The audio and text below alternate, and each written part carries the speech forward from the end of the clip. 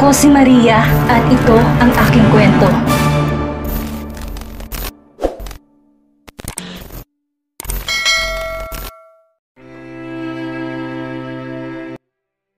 Tahimik si Alexandra habang nakamasid sa kadiliman ng gabi sa balcony ng kanilang hotel room. Tulog na ang kanyang mga kasama, subalit talagang mailap ang tulog kay Alexandra ng gabing iyon. Hindi dahil sa namamahay siya kahit ay kalawang gabi pa lang nila yon nang pagtuloy sa hotel, kundi dahil binabagabag pa rin siya na nalaman niya sa nakalipas sa nagdaang araw at maging kanina. Di lang dahil sa totoong hindi pumirma si Gilbert sa kanilang annulment papers, kundi dahil walang record sa korte ang natanggap niyang court decision nullifying her marriage with Gilbert. Meaning those documents she received around years ago were all fake. Di ko naman tandaan ang eksaktong date, subalit may panahon noon na sinabi sa akin ni Attorney Smith na namomroblema siya sa kamag-anak ng kanyang kliyente. They were pressuring him to make the other party sign the annulment paper, but the other party refuses to sign every time. There were threats, lots of them. Sa pagkakatanda ko, ang annulment case mo lang pinakauling kaso na hinawakan ni Attorney Smith, Mrs. Romualdez. Ang sabi niya sa akin noon, bago siya tuluyang umalis sa aming law firm upang mapagamot, gagawa na lang niya ng paraan ng kaso mo. At sa tingin ko, yun na mga peking dokumento na natanggap mo. Napabuntong hininga si Alexandra. Nang maalalang sinabi ni Attorney de la Cuesta kanina na mag-usap sila sa restaurant ng hotel na kanilang tinutuluyan. Tiyuhin to ni Josh, kaya mabilis na nailapit ni Belle ang kailangan niya rito. Hindi lang yun. Dati rin kasama sa law firm na itinatag ni Attorney Smith ang abogado. Sa Justice Department na ito nagtatrabaho ngayon, kaya agad nitong natingnan ang files na pinapahanap niya. And just like what she did, peke ang lahat ng dokumentong natanggap niya. Kasal pa rin sila ni Gilbert at hindi iyon ni minsan nagbago sa nakalipas na 5 taon. At kahit ayaw niyang isipin, base sa mga impormasyong nakuha niya ng nakalipas na ilang araw, alam niya may kinalaman sa Sebastian sa nangyaring yon. At ang isipin yon ang lalong nagpapahirap sa kanya. Di niya lubos maisip na magagawa ni Sebastian ang manipula ng mga kaibigan at kakilala niya just to achieve something she still cannot fully understand at the moment. Ang Sebastian nakilala niya may mabuting puso, matulungin, laging inuunang kapakanan ng kanilang pamilya. Ibang-iba yon sa Sebastian ay pinakilala ngayon ng kanyang mga kaibigan at kakilala. Did Sebastian really threaten Attorney Smith so much that the old lawyer was forced to forge legal documents? Muling naalala ng dalaga mga sinabi ni Belle sa kanya na nagkwentuhan sila na kailangan pa nitong magpaalam sa pinsan niya bago tumawag sa kanya. At iyong paglilihim din ito tungkol sa paghahanap ni Gilbert sa kanya. Sinadya bang itago ni Sebastian ang mga bagay sa kanya sa nakalipas sa 5 taon? Pero bakit? Walang saysay kung ba't gagawin ni Sebastian ang mga bagay na yon. At kahit malaki ang utang na loob niya sa pinsan lalo na kay Don Fausto, di niya na mapigilan ang sariling questionin ang lahat ng kabutihan na ipinakita nito sa kanya at kay Aki sa nakalipas na 5 taon. Hindi na niya alam kung alin doon ang totoo sa hindi. Litong-lito siya. Nagulo sa pagitan ng katotohanan natutuklasan niya ngayon at ng dugong karapyo na dumadaloy sa kanyang mga ugat. Nasa ganong pag-iisip ang dalaga nang tumunog ang kanyang cellphone. Napilitan siyang humakbang papasok ng silid at kinuhang kanyang cellphone. Kumabog agad ang dibdib ni Alexandra na makitang ang pangalan ni Sebastian na nakarehistro sa screen ng kanyang cellphone. Mabilis na hinabig ni Alexandra ang sarili bago sinagot ang tawag. Sebastian? Ani Alexandra. Alexandra, kamusta kayo dyan? You all doing good? Anang pinsan sa masiglang tinig. Pakiramdam ni Alexandra ay lalong bumigat ang kanyang dibdib. She's not ready to talk to Sebastian, but she cannot just ignore him, can she? Baka makahalata pa ito at talo maging komplikadong sitwasyon. Tumikim si Alexandra. Good. We're good. Kayo ni Grandpa, are you having a great time? Of course we are. Best times. Gusto niyo nung sumunod ni Angelo at Aki? No, I mean, I'm working on my next art commission. Pagsisinungaling ng dalaga, cursing herself secretly for stammering. Right. Pero kung nandito pa kami at gusto niyong sumunod, magsabi ka lang. We can arrange that. I'll remember that. May bibilin ka ba? I'm in the middle of working on my commission. Wala naman, I'm just checking on you. Bili ni Lolo. Sige, ituloy mo ng ginagawa mo. I won't keep you any longer. Sa Sebastian, magaan pa rin ang tinig. Okay, ingat kayo dyan. Good night? Natawa sa Sebastian. Good night? Hapon pa lang, Alexandra. Pinapatulog mo na ako kaagad? We haven't had dinner yet. Kumurap si Alexandra. Muling minura ang sarili ng palihim. Paano niya nakalimutan na magpareho ang time zone ng Italy at Switzerland at mga alas 5 pa lamang ng hapon doon? Sorry. Nawala sa isip ko. I'm here in my paint room the whole time. It's different here. Pagdadahilan ng dalaga. Natawa ulit sa Sebastian. Okay, just don't push yourself, Alexandra. See you soon. See you. Ani Alexandra bago na pinutol ang tawag. Nahiga sa kama at pinilit ang sariling matulog. Sa kabilang linya, pinakatitigan na Sebastian ng kanyang cellphone. Hindi alam ng binata ano ang mararamdaman. Gayong alam niya nagsisinungaling sa Alexandra sa kanya. Nag-angat ang tingin sa Sebastian kay Angelo na tahimik na nakamasid sa kanyang ginawa. Kasalukuyan siyang nasa Villa Antonia dahil tinawagan siya ni Angelo kanina. May emergency daw ang binata. Agad siyang lumipad mula sa Switzerland nang walang pag-iisip. Nahanap lang si Angelo na nag-iisa sa villa. May balita na si Alexandra ay lumipad pabalik ng Pilipinas kasama si Aki. So, what did she tell you? Si Angelo. She said she's working on her art commission. Sagot ni Sebastian, umigting ang panga. Ang paulit-ulit na pagsinungaling ni Alexandra ay sapat na para itulak siya sa gilid. Di dapat magsinungaling si Alexandra. Hindi dapat umuwi si Alexandra sa simula pa lang. Anong sinabi niyang rason? Bakit ayaw pa niyang umuwi? May gagawin pa raw siya importante, kuya. And what was it? Umiling si Angelo. I don't have any idea, kuya, pero nung gabi ng kasal ni Ate Belle, hindi umuwi sa resort si Ate Alexandra. Di ko alam kung saan siya nagpunta, I swear. I did warn her, Kuya Sebastian, that we shouldn't be lying to you and it's okay, Jello. You did a good job when you called me as soon as you arrived here. Ani Sebastian. Marahan pang tinapik-tapik ang balikat ng binatilyo. Ikaw ay magiging isang napakatalinong negosyante balang araw. Dahil alam mo kung anong gagawin at kung kailan ito gagawin ng tama. Tumango-tango si Angelo, feeling proud for his initiative. Ano na pong gagawin natin, Kuya Sebastian? Tipid ng umiti si Sebastian. Susunduin natin sila. Malakas ang pagkabog ng dibdib ni Alexandra habang lulan siya ng lift paakyat sa opisina ni Gilbert sa Digia Romualdez Electronics. Ayon sa koneksyon ni Nabel at Joyce, doon na raw nag-oopisina si Gilbert at hindi na sa BRC. Kung bakit hindi alam ng dalaga at wala na siyang balak alamin pa. Iisa lang ang pakay niya kaya siya naroon ang makipag-usap kay Gilbert. Kagabi napagpasya niyang kausapin na si Gilbert tungkol sa formal nilang paghihiwalay. If the annulment didn't push through 5 years ago, then she can restart the process now. Alam ni Alexandra na pagkatapos ng lahat na nangyari, sa pagkasama nila ni Gilbert, wala na iba yung dapat patunguhan kundi ang kanilang paghihiwalay. Matagal na niyang natanggap na may mga bagay talagang hindi na dapat ipilit, gaya nilang dalawa ni Gilbert. It's useless to hope for something that will never be. Kaya siya naroon upang tuluyan ang tapusin ang kanilang ugnayan. Tumingala si Alexandra sa floor counter. Doon niya nakitang tatak ng kumpanya, Digia Romualdez Electronics. Di alam ng dalaga kung bakit pinagkabit ni Gilbert ang pangalan nilang dalawa para sa kumpanya. Sa totoo lang nakaramdam siya ng kaguluhan nang malaman niyang pinagsama ni Gilbert ang kanilang mga apelyido upang palitan ang pangalan ng kumpanyang dating pagmamay-ari ng kanyang pamilya. May bahagi ng kanyang pusong natutuwa na after all these years bitbit pa rin ng kumpanya ang pangalan ng kanyang namayapang ama at ang isang bahagi naman naguguluhan. Well, wala namang pinagbago yon. Pagdating kay Gilbert talagang hindi maayos ang kanyang damdamin. Gilbert confuses her, always. Nasa ikalimang palapag na siya ng building nang tumigil ang elevator at bumukas ang pinto noon. Bumungad sa kanya isang matangkad na lalaki, may itsura at maayos ang pangangatawan. Sa tindig pa lang alam niyang junior executive na to ng kumpanya. Nginitian siya nito bago pumasok sa lift. Papunta ka rin sa executive floor, miss? Anang lalaki nang sumara na ang pinto. Yes. Tipid na sagot ni Alexandra. Muling binalik ang tingin sa floor counter. Sinong sadya mo ron? Tanong ulit ng lalaki, kaswal.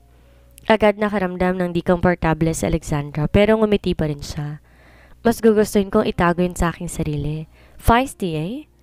Isa lang ako napaka-pribadong tao at andito ko sa opisyal na negosyo, ani Alexandra, puno ng paninindigan. Ramdam niya ang pagmamataas na nagmumula sa lalaki. Kung nasa Italia siya, hihilingin sana niya sa kanyang mga bodyguard na hawakan ng lalaki dahil sa pagsiksikan sa kanyang espasyo. Ngunit siya'y nag-iisa at nasa loob ng teritoryo ng kanyang kaaway. Kailangan niyang magpigil ng emosyon. Official business, ha? Si Gilbert ang sadya mo kung ganun. Patuloy ng lalaki. Sumandal na sa dingding ng lift, nakahalukip-kip. Hindi na sumagot pa si Alexandra.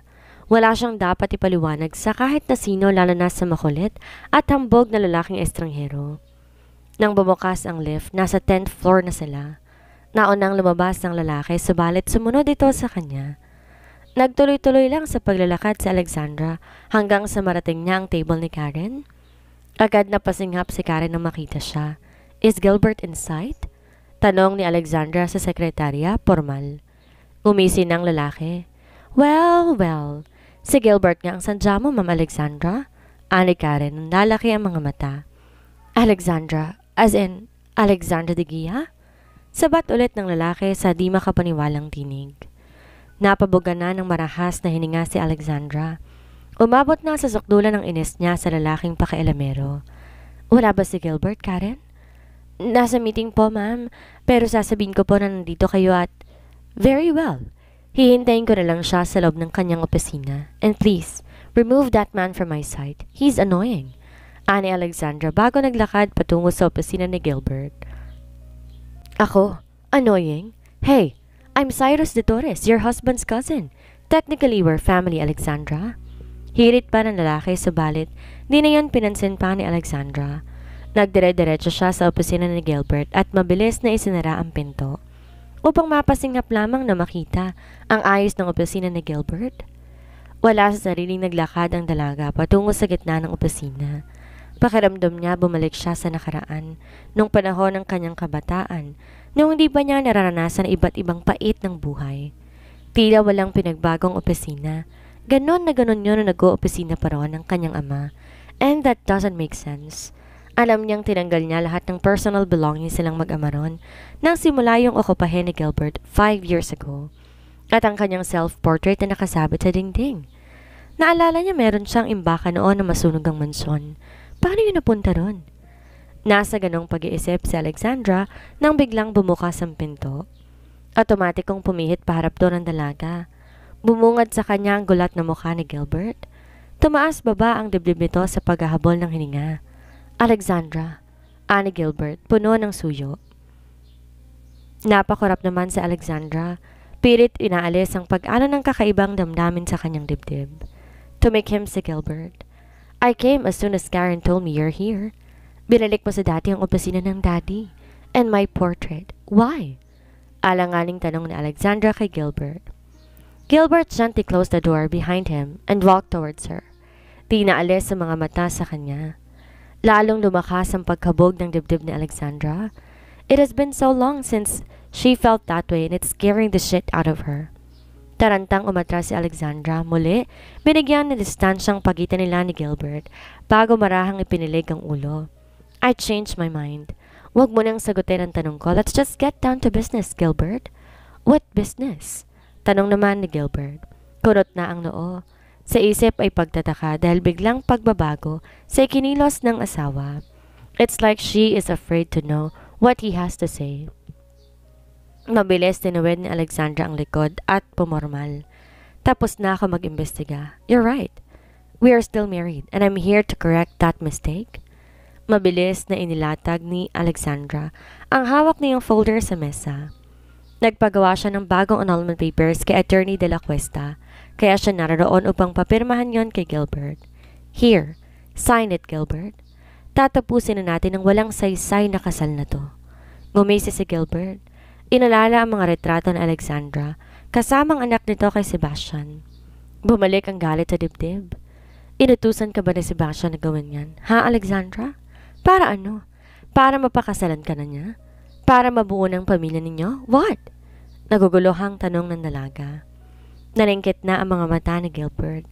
Sa isang iglap nasa harapan na to ni Alexandra at madiing humahawak sa kanyang braso. Sasabihin ko ito noon at uulitin ko. Hindi ko pipirmahan ang mga papel na yon, Alexandra. Kailangan mo muna akong patayin. Gigil na pahayag nito bago walang sabi-sabing inangkin ang mga labi ng asawa. Ang nasa isip ng binata iisa. Hindi na muling makukuha ni Carper si Alexandra mula sa kanya. Dahil sa kabiglaanan, hindi agad nakakilos si Alexandra. Gilbert's lips on her suddenly made her feel so weak and willing. Noon pa man alam na niyang traidor ang sariling katawan pagdating kay Gilbert. Kusang sumusuko sa halik at hawak ito. Subalit hindi niya mapapayagang basta na lang yung mangyari ngayon. Hindi na siyang dating Alexandra. She knew better now. She must. Mabilis inipon Alexandra ang tapang at buong lakas itinulak si Gilbert. Na magtagumpay siya, kaagad niyang pinadapong isang sampal sa pisngi nito. Lalong bumadha ang gulat sa mukha ni Gilbert. Tila nun lang natauhan ng binata sa ginawa nito. Maayos ako nagtungo rito para makipag-usap sa'yo. Di ako nagpunta rito para bastusin mo lang. Hindi yan ang pakay ko. Wala ka ng karapatang halikan ako o nihawakan man lang, Mr. Romualdez. Para sa akin, matagal nang natapos ang anumang ugnay nating dalawa. 5 taon nang nakakaraan. Sinusubukan ko lang itama ngayon ang lahat ng pagkakamali sa nakaraan. Kaya kung meron pang natitirang kagandahang asal sa'yo, behave yourself. Dahil kung hindi, I will sue you, Mr. Romualdez. Dire-diretsong pahayag ni Alexandra. Kuyom ang mga kamay upang itago ang panginginig. Hindi sumagot si Gilbert. Tila natilihan sa mga sinabi ni Alexandra. Kinuha naman ang dalagang pagkakataong yon upang tuluyan ng hamigin ng sarili. Hindi naglipat sandali, muli siyang nagsalita. I will ask my new lawyer to collect the annulment papers because clearly, hindi ka maayos kausap, Mr. Romualdez. I don't want to deal with you or any of your advances ever again. Pahayag ni Alexandra, may pinalidad sa tinig. Alam na niya ngayon, ang pakikipag-usap ng direkta kay Gilbert ay isang pagkakamali. Di na nagpaalam pa si Alexandra. She just walked past by him and went straight to the door. Subalit bago niya yun marating, muling nahagip ni Gilbert ang isa niyang braso at kagad siyang hinila papalapit dito. Gano'n na lang yon? Aalis ka ulit? Babalik ka sa kalaguyo mo at sa anak ninyo. Well, shit you, Alexandra. Wala kong di tinitiis, manatili ka lang ng sakin. Hindi rin ako naghintay ng 5 taon para pakawalan ka lang ulit. I am your husband. I will impose my right. Kikil na sabi ni Gilbert. Nag-aapoy sa galit ang mga mata ni Gilbert. Nagtatagi sa mga bagang. Maghigpit din ang hawak sa kanya at may pakiramdam si Alexandra na sa puot na nababanaag niya sa mata nito. Gilbert can crush every bone should he want to. Bumangon ng matinding kaba sa dibdib ni Alexandra.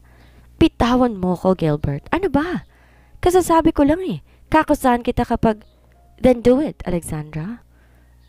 I've been through hell and back for the past 5 years. Kung sa tingin mo'y natatakot ako sa maaari mong gawin, nagkakamali ka. Singhal ni Gilbert. You owe me a child and a lifetime of marriage, Alexandra de Guia. At yun ibibigay mo sa akin whether you like it or not. Gilbert was livid.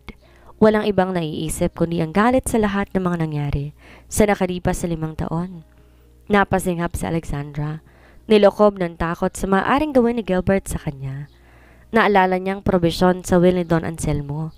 Gilbert will force her to fulfill Don Anselmo's provision on his will. Bagay na nagawa naman na niya dahil nanatili silang kasal at meron na silang anak. But she cannot just tell him that, can she? Hindi maaaring malaman ni Gilbert ang tungkol kay Aki, at least not now. Hindi siya handa.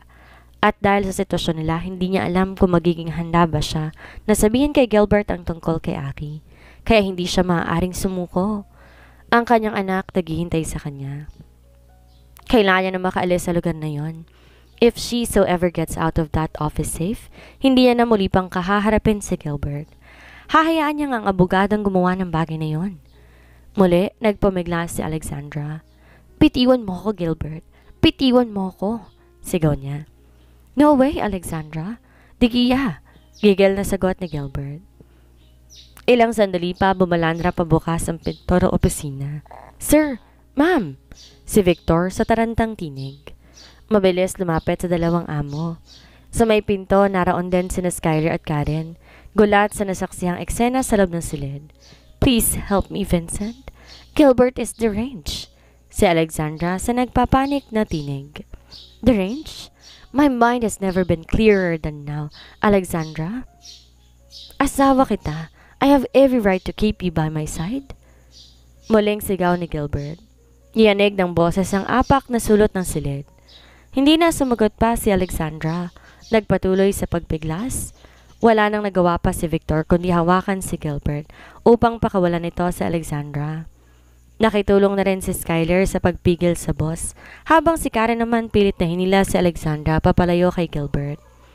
Na magtagumpay na mailayo ni Victor at Skyler ang boss kay Alexandra, agad na inalalay ni Karen si Alexandra palabas ng silid. Ma'am, tayo na po, anang sekretarya. Hindi pa tayo tapos, Alexandra. Hahanapin ko kayo ni Sebastian kahit sang lupalop ng mundo pa man kayo magpunta. Patuloy na sigaw ni Gilbert habang nagpupumiglas sa pagkakahawak ni Victor at Skyler. Nagmabilis naman si Karen sa pag-akay kay Alexandra papasok ng lift. Sumunod ang sekretarya. Sa pagpasok doon, ito na rin ang pumindot ng ground floor button. Nanginginig na napasandal si Alexandra sa dingding ng elevator. Di niya lubos akalain na magwawala si Gilbert ng ganoon.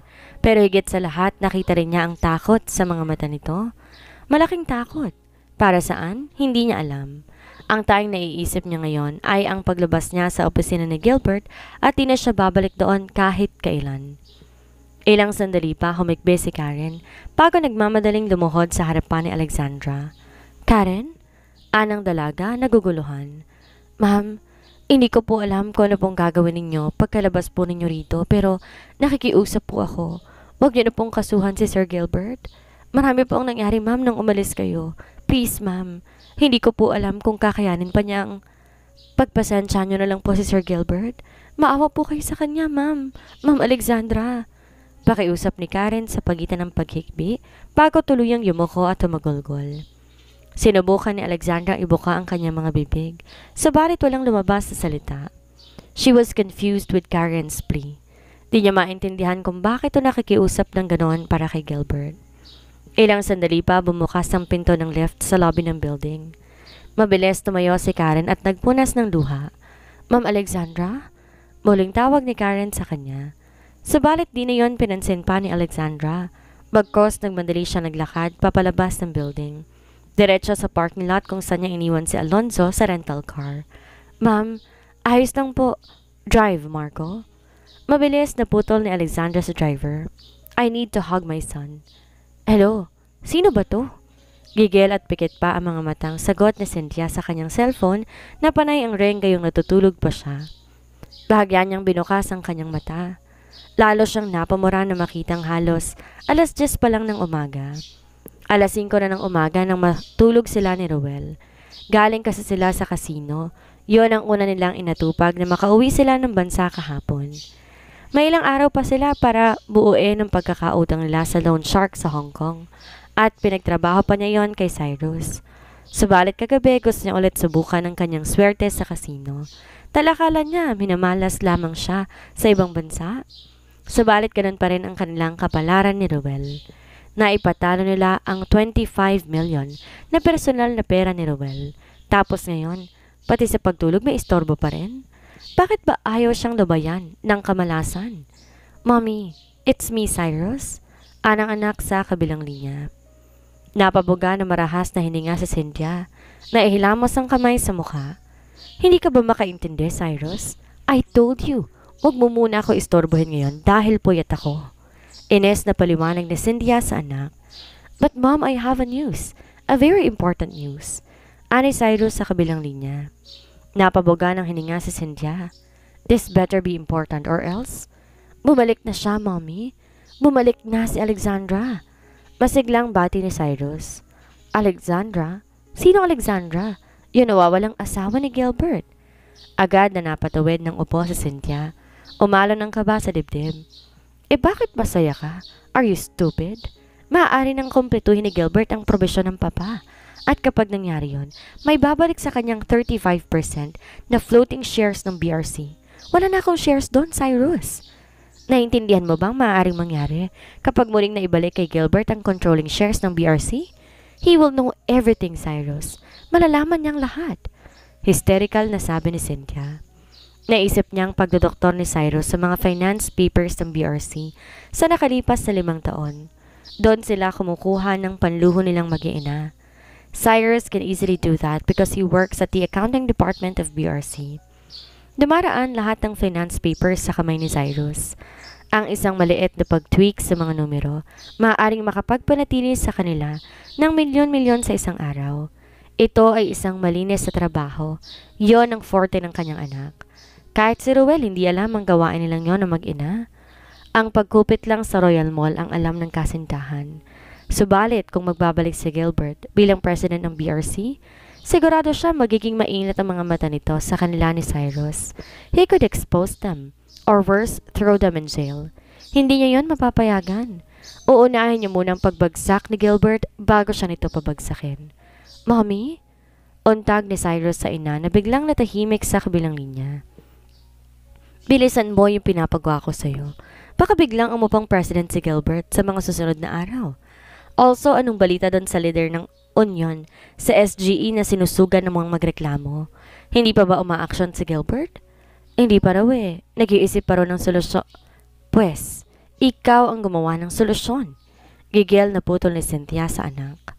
What do you want me to do, Mom? Sandaling nag-isip si Cynthia bago ngumisi. An accident seems great. Anito. Mommy, look! An airplane ride! Masiglang sabi ni Aki habang tinuturo ang mini airplane ride sa isang indoor amusement park kung saan sila kasalukuyang naroon na mag-ina. Doon sila humantong dahil nag-ayang lumabas si Aki at dahil nagpasya na siyang umuwi pabalik sa Italy bukas, pinagbigyan na niya ang anak. Hindi rin kasi to malayong nakakalabas sa Italy. They never leave Villa Antonia without their bodyguards. And for once, gustong iparanas ni Alexandra kay Aki ang isang malayang pamumuhay. You wanna try it? Tanong ni Alexandra kay Aki. Agad na nagliwanag ang mukha ng anak. Mabilis na tumango.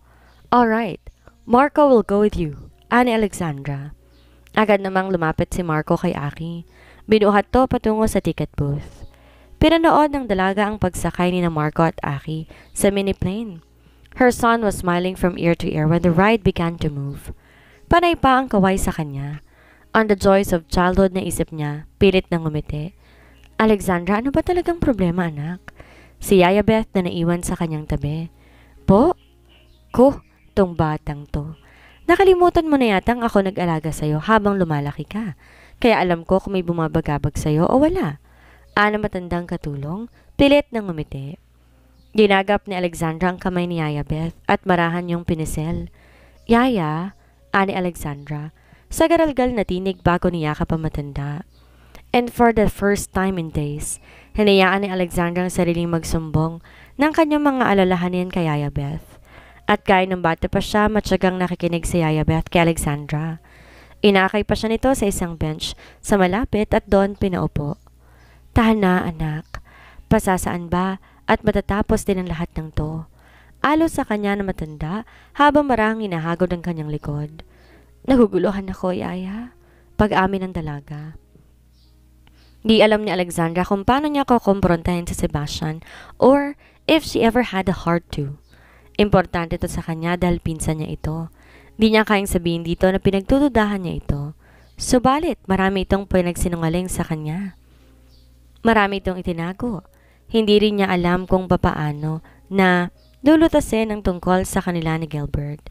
Hindi niya kayang pakihirapan ang galit nito dahil sa iniisip itong anak na Sebastian. Si Aki, at kapag sinubukan niya magpaliwanag, alam niya, mabubunyag ang pagkatao ng anak na alam niyang hindi pa siya handang harapin. And worse, something inside her says she must stay when everything around her was pushing her to live once again. Leave the confusion, leave the hurt, and leave the chaos. Pakiramdam niya para siyang naiipit sa dalawang nag-uumpugang bato na hindi niya matakasan. Alexandra, magiging maayos din ang lahat. Alam kong ayusin ng langit ang lahat para sa inyo ni Aki. Hindi man ngayon kundi sa mala at madali. Patuloy na alos sa kanya na matanda. Napabuga na marahang hininga si Alexandra. Mabilis na hinamig ang sarili. Somehow she felt a little relief ngayong sinasabi na rin niya kay Yaya Beth ang kanyang problema. Maya-maya pa nakita ni Alexandra na pabalik na sa pwesto nila sina Marco at Aki. Mabilis niyang inayos ang sarili. Ayaw niyang makalata ang anak na may pinoproblema siya. Today is a fun day for Aki. She must at least try to look happy for her son. Sandali pa silang nanatili sa amusement park. Talagang sinulit ni Aki ang araw na yon, kaya madilim na nang bumalik sila sa kanilang hotel suite. Subalit nasa lobby pa lang sila ay natigilan si Alexandra na makita ang mga tao na hindi niya inaasahan. Tito Sebastian, Tito Jello, ani Aki. Binitawan pa ng anak ang kanyang kamay para takbuhin ng mga tiyuhin nito. Umiwas ng tingin sa Jello. Alam niya agad na itong nagsumbong kay Sebastian. Agad na niyakap na Sebastian si Aki, kinarga, bago muling tumitig kay Alexandra bago, "We're going home," deklara nito. Ano ang gagawin ni Alexandra ngayong kaharap niya sa Sebastian kasama si Angelo? Sumama kaya siya sa pinsan sa pagbalik ng Italia? Malaman kaya ni Alexandra ang nangyari kay Gilbert matapos ng ilang taong nawala siya? Yan ang ating aalamin sa susunod nating kabanata.